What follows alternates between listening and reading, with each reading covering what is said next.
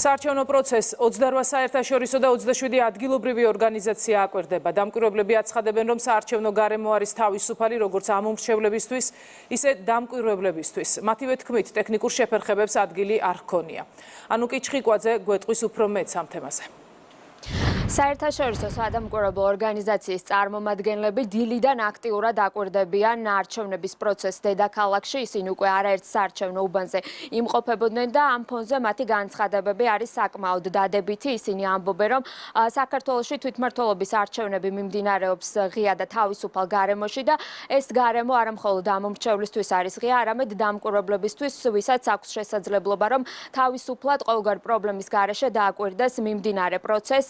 მათი განცხადებით ცენტრალური საარჩევნო კომისია არის მომზადებული იმისათვის, რომ ნებისმიერ უბანზე შესაბამისად დახვდეს ამომრჩეველს და დაეხმაროს მათ ამ პროცესში. მათ აქვს როგორც ტექნიკური, ასევე ადამიანური რესურსი, ანუ ის ადამიანები, ვინც წინასწარ გადაამზადა იმისათვის, რომ ნებისმიერი კითხვის არსებობის შემთხვევაში მათ დახმარება გაუწიონ ამომრჩეველს. მათი განცხადებით საქართველოში 2025 წლის თვითმმართველობის არჩევნები დემოკრატიულ გარემოში მიმდინარეობს დემოკრატიული პრინციპებით, რასაც მათთვის ადასტურებს ის აქტივობა, რაც მოქალაქეების მხრიდან იგრძნობა დილის 8 საათიდან. ანუ ეს ადასტურებს იმას, რომ საქართველოს მოსახლეობას ჯერა ქვეყანაში დემოკრატიული არჩევნების პრინციპის. საერთაშორისო სადამკვირვებლო ორგანიზაციის წარმომადგენლები ამბობენ, რომ საქართველოში თვითმმართველობის არჩევნები ყველა საერთაშორისო სტანდარტით მიმდინარეობს. ამ ეტაპზე არჩევნები შეუფერხებლად მიმდინარეობს. პროცესი კარგადაა ორგანიზებული. ამომრჩეველს, ვისაც ვესაუბრეთ, კმაყოფილები ჩანდნენ. ზოგიერთმა ისიც კი აღნიშნა, რომ წლევანდელი ხმის მიცემის პროცესი წინა არჩევნებზე უკეთესადაც კი არის ორგანიზებული. უნდა გავითვალისწინოთ, რომ ეს ადგილობრივი არჩევნებია და არა საპარლამენტო. შესაბამისად, ეგზისტენციალური კითხვებიც არ არსებობს.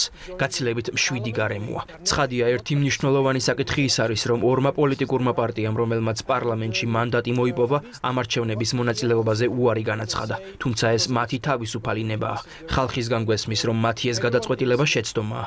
ყველა თანხმდება, რომ ამ არჩევნების ის შედეგები უნდა მივიღოთ, რაც იქნება. რამდენიმე საარჩევნო უბანზე ვიყავით, ადგილობრივ მოსახლეობას გავისაუბრეთ. ამ დრომდე მხოლოდ დადებითი რეაქციები მივიღეთ. ბევრი კითხვა დაუსვით ამომრჩეველს თუ რას ფიქრობენ წინა საარჩევნო პროცესზე, ასევე უშუალოდ კენჭისყრის პროცედურაზე. ყველა ბედნიერი და თავდაჯერებულია. ჩვენს მიერ ჩატარებული გამოკითხვით დგინდება, რომ ამომრჩეველი ენდობა წინა საარჩევნო და არჩევნების შემდგომ პროცესსაც. არანაირი უარყოფითი რეაქცია არ მიგვიღია და არც ერთი პრობლემა არ გამოვლენილა. შოტლანდიიდან ჩამოვედი არჩევნებზე დასაკვირებლად. ამ დროისთვის 4 საარჩევნო უბანზე ვიყავი. პროცესი გამართული და შეუფერხებელია. ყველა უბანზე გავესაუბრეთ ამომრჩეველსაც და ყველა თანხმდება, რომ არჩევნები შეუფერხებლად მიმდინარეობს. მინდა აღვნიშნო, რომ შოტლანდიაში ბევრჯერ ყოფილ ვარ არჩევნებზე და თუ შევადარებთ თქვენი საარჩევნო პროცესი, ისევე გამართულია როგორც ჩვენთან. ჯერ მხოლოდ ერთ უბანზე ვიყავით. აქ არანაირი ინციდენტი არ ყოფილა. მხოლოდ მცირე პრობლემები იყო, როცა ასაკოვან ამომრჩეველს გაუჭირდა ახალი ელექტრომოწყობილობის მოხმარება, თუმცა მათ მყისიერად აღმოუჩინეს დახმარება და ეს სავსებით ნორმალურია. სხვა არანაირ პრობლემას ადგილი არ ჰქონია.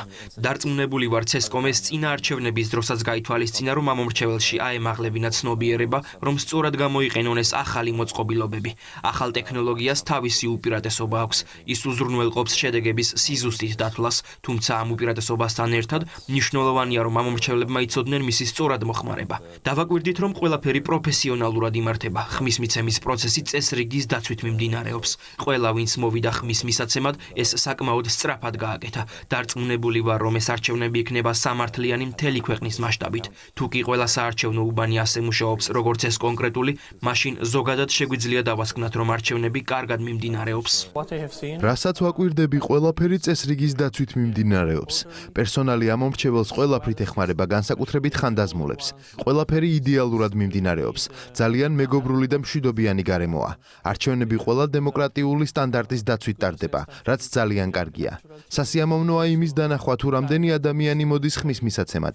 ახალი ელექტრონული ხმის მიცემისა და დათვლის სისტემა ხმის მიცემის პროცესს საუმჯობესებს.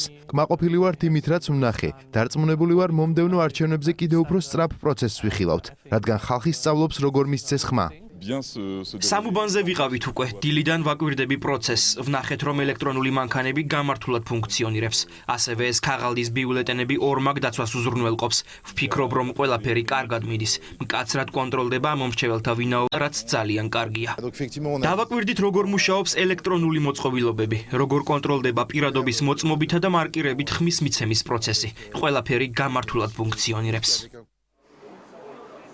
2025 წლის თვითმმართველობის არჩევნებს ქვეყანაში 28 ორგანიზაცია აკვირდება, ასევე ისინი არიან მსოფლიოს სხვადასხვა ქვეყნიდან წარმოდგენილი, ისეთი ქვეყნებიდან როგორც არის მაგალითად მალტა, ესპანეთი, საფრანგეთი და სხვა ევროკავშირის წევრი სახელმწიფოები, ასევე აკვირდება 27 ადგილობრივი სადამკვირვებლო ორგანიზაცია, ისინი შემაჯამებელ განცხადებას დღის ბოლოს არჩევნების დასრულების შემდგომ გააკეთებენ, თუმცა როგორც გითხარით, წინასწარი შეფასებები არის საკმაოდ დადებითი. ისინი აცხადებენ, რომ თვითმმართველობის არჩევნები თავისუფალ და ღია გარემოში მიმდინარეობს და ეს ღიაობა არის როგორც ამომრჩევლისთვის, ასევე სადამკვირვებლო ორგანიზაციებისთვისაც.